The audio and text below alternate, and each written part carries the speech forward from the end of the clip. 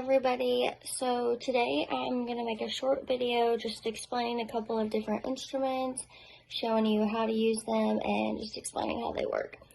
So let's go ahead and get started. I'm going to start with the 1112 Explorer. Here is the 1112 Explorer. So what this instrument is, it is used to assess subgingivally on posterior and anterior teeth for calculus. When you're using the 1112, you are using tactile sensitivity, which is the ability to detect irregularities by feeling vibrations transferred from the Explorer to the handle. So to ensure that you feel these vibrations, you're going to want to make sure that you have a light grasp on the instrument. So we don't want to have a death grip, so I'm just going to go ahead and show you a very gentle grasp. You don't want to like grip it really hard. You're always going to use the tip third of your instrument, of course, and then you're going to use your wrist for activation, and you're going to use overlapping strokes. You're going to want to find the right working end. Starting out, it's easiest to find the working end just by making sure that your terminal shank is parallel with the tooth. So you can see here, this is parallel, and then this is not parallel because you can see the terminal shank is coming across the tooth. So I'm just going to go ahead and start with this quad 1. So we're going to start and go at the distal line angle, go distal, and then we're going to flip it. And you're going to, like I said, light pressure. You're going to use short overlapping strokes. And make sure to rotate that instrument when you go interproximal. That way you're not cutting into the gingiva.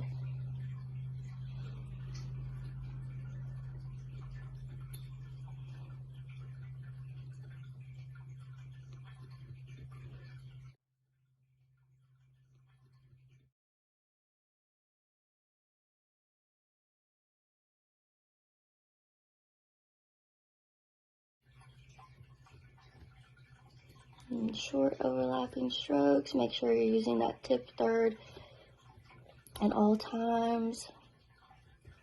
And then rotating when you're going interproximally. Like I said, this instrument is going to be used on all surfaces throughout the mouth.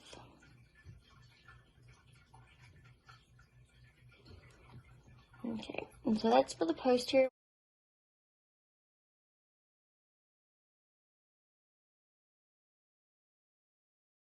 When you get to the anterior, you're going to want to do surfaces away and then surfaces towards. So you'll do your surfaces away starting at the midline. And then if you could see it, I would show you go all the way to the canine, and then coming back, you'll flip the instrument and do surfaces towards you. Just like that. Okay? And that's from canine to canine when you're going surfaces away and surfaces towards you. Now we are going to move on to the perioprobe. So here is the perioprobe. What the perioprobe is, it is used to obtain the health status of the periodontium. So your probe depth is going to be determined by measuring the distance from the gingival margin to the base of the sulcus or the pocket. Your probe depths are going to be measured in 6 zones per tooth. So you'll have your distofacial, facial, mesiofacial, distolingual, lingual, and mesiolingual. And you will only have one reading per zone. So whatever reading is deepest in that zone is what you will use to determine that area. And then you're just going to want to use walking strokes. So we are going to insert distal line angle, go distal, and you're just going to try not to reinsert over and over again with the probe. You just want to keep your walking strokes nice and easy.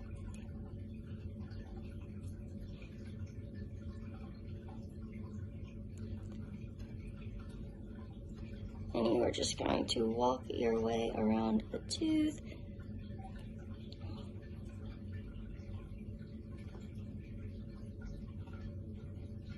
And then you will just continuously do this throughout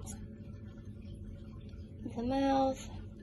And now obviously with the probe there is not a tip or toe, so you'll just insert and then do your walking strokes. And then depending on the type of probe, you can have different measurement readings.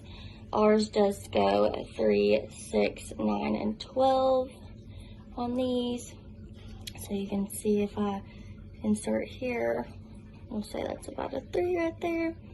And you just want to make sure that you are parallel with the axis of the tooth. Next we have our 204S.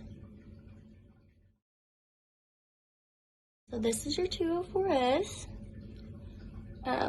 This instrument is used for posterior teeth. When using this instrument, you're going to want to, it's used for all surfaces of posterior teeth.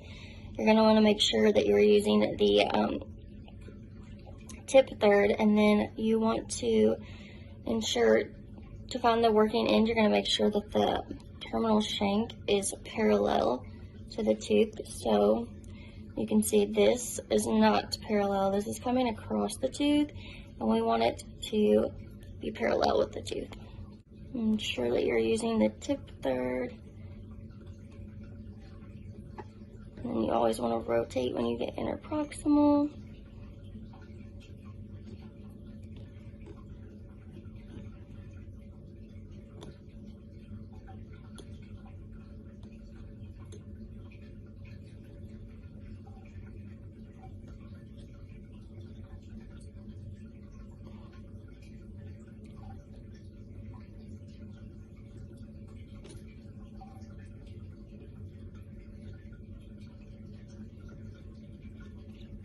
Okay, so just like that.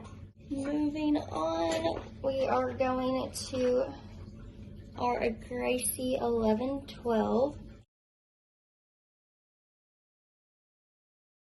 So that would be this one. So your Gracie 1112 is an area-specific curette. It is used on the posterior teeth, and you can use it on the mesial,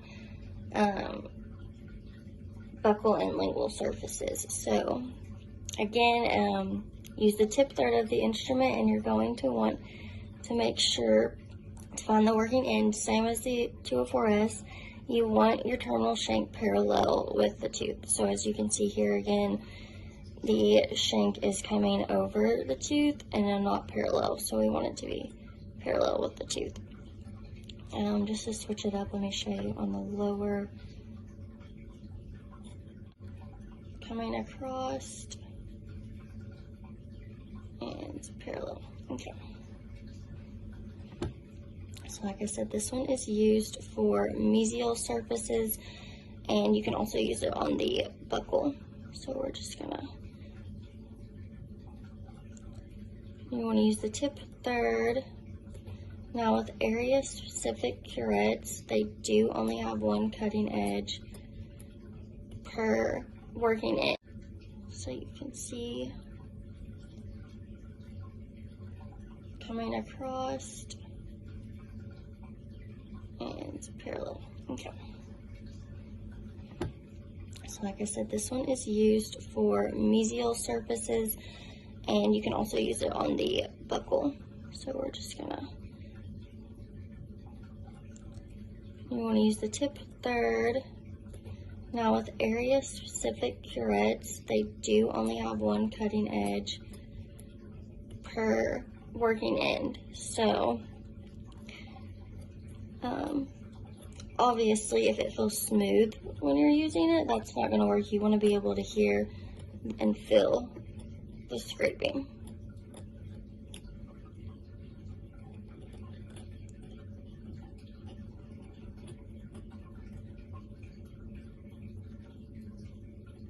And like I said, we are using it mainly on the mesial surfaces, but you can also use it on the buccal and lingual surfaces.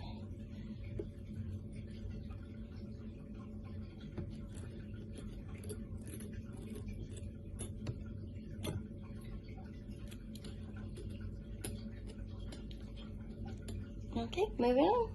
We are going to go to the Gracie 1314 now. So here is the 1314. Oh. And it is used on the distal surfaces of posterior teeth. So again, as with all of them, you want to make sure that your terminal shank is parallel. And it is used on the distal surfaces of posterior teeth. So again, as with all of them, you want to make sure that your terminal shank is parallel with the tooth. We don't want it coming across like this. So I'm just going to go ahead and go for it. So you're just going to do the distal surfaces. So you want to start at that distal line angle and go distal. And then we'll just continuously do that distal line angle, distal. And then, I don't think I said this with the Gracie 11/12, but Gracies are intended to go slightly subgingivally, so you want to insert ever so carefully and then use your strokes. So insert distal line angle.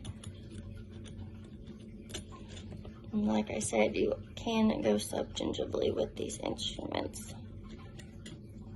And then we are going to do the final instrument today. Is going to be the Gracie 1718. This is also a area-specific curette.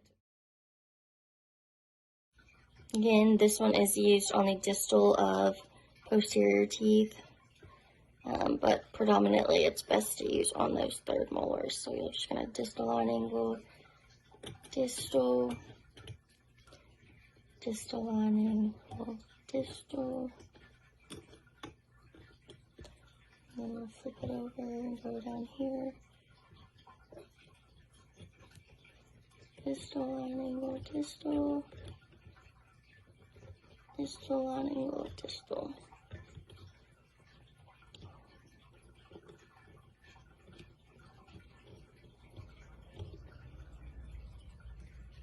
Okay. And I don't know if you can see that one. Let's do this one. Make sure it's parallel. I'm just going to go distal line angle, distal. Alright, so that is all of the instruments for today. I hope this was helpful to you, and I hope you have a great day. Here it is. So this one has, as you can see, extra bends in it. And the extra bends are good for the third molars. So you can use this instrument on the posterior teeth, all of the distal surfaces of the posterior teeth. But it does, like I said, it does work best for third molars just because of all the bends in it. It makes it easier to reach back here and grab that, especially if the patient has a problem opening their mouth wide enough for you, or it's just really hard to get to that third molar if the patient has it. So again, finding your working end, you do not want the shank to come across the tooth. As you can see it's doing here, we want it to be parallel with the tooth, and as you can see it is parallel. Okay. So